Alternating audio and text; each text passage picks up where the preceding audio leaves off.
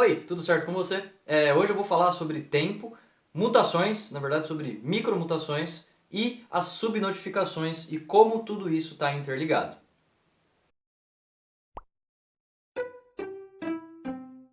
Bom, em primeiro lugar, e antes de mais nada, vamos falar sobre o tempo.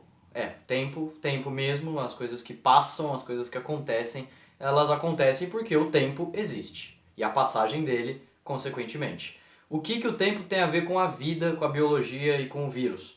Bom, as coisas elas foram mudando ao longo do tempo, principalmente a vida, e nesse planeta a gente vê tanta diversidade assim, porque várias coisas surgiram na natureza e o que sobreviveu ficou, o que não sobreviveu e não deu certo foi embora. Bom, em primeiro lugar, vamos entender um pouco sobre a evolução, sobre a seleção natural. Como eu já disse, a vida muda ao longo do tempo e esse processo se chama evolução, e isso acontece por causa de mutações.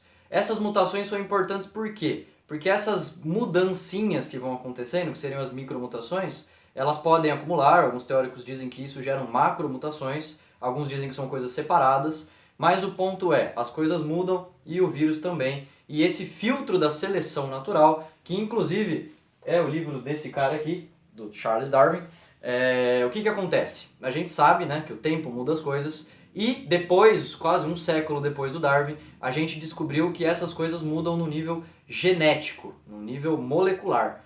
E essas mudanças são muito pequenas, são muito sutis, e essas são as micromutações. Quando a gente começou a entender um pouco melhor disso, a gente também entendeu que as células têm mecanismos de reparo contra essas mutações, porque não é legal ficar dando erro toda hora. Alguns erros são bons, alguns erros são ruins, e a gente precisa conter isso. E por que eu vou falar de vírus em relação a isso? O vírus ele não é uma célula, e ele não tem um mecanismo de reparo, ele só tem um pendrivezinho. Então pensa o vírus como um hacker.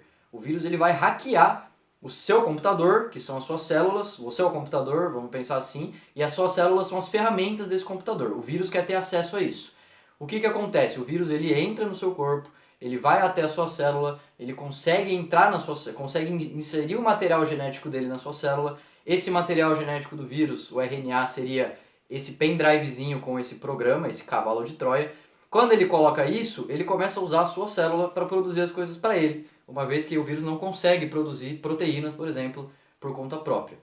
Uma coisa que acontece, como eu já disse, que o vírus não tem um mecanismo de reparo, o vírus ele vai só se replicando, replicando, e vários errinhos vão passando.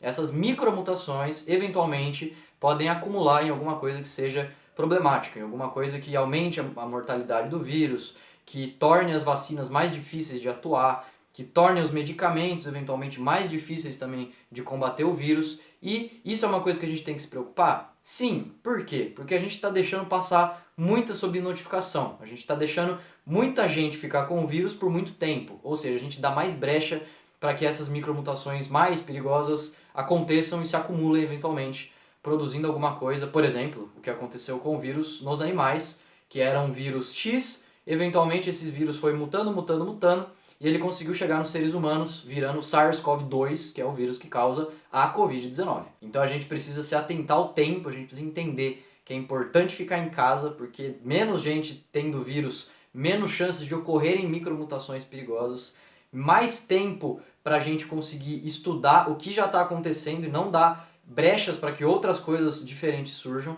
E a gente precisa se atentar também na importância dessas microevoluções e a passagem do tempo em relação a isso. Então as coisas mudam, o nosso corpo ele se adapta, o nosso corpo ele precisa também entender o que está acontecendo. E quando a gente produz uma vacina, a gente está pegando esse hacker, que é o vírus, e ensinando o nosso corpo como que a gente usa esse próprio hacker para explicar para a gente o que a gente precisa saber para não ser hackeado de novo. Beleza? O nosso corpo ele aprende a fazer isso sozinho, a gente tem imunidade para isso, mas nem todo mundo consegue passar por essa seleção. Isso é um problema, isso está causando muito problema, e o tempo nesse quesito, nesse contexto, ele é o nosso maior inimigo, ao mesmo tempo que é o nosso melhor amigo em tudo isso. Beleza? Pensem nisso, fiquem em casa e mandem dúvidas aí nos comentários. Valeu!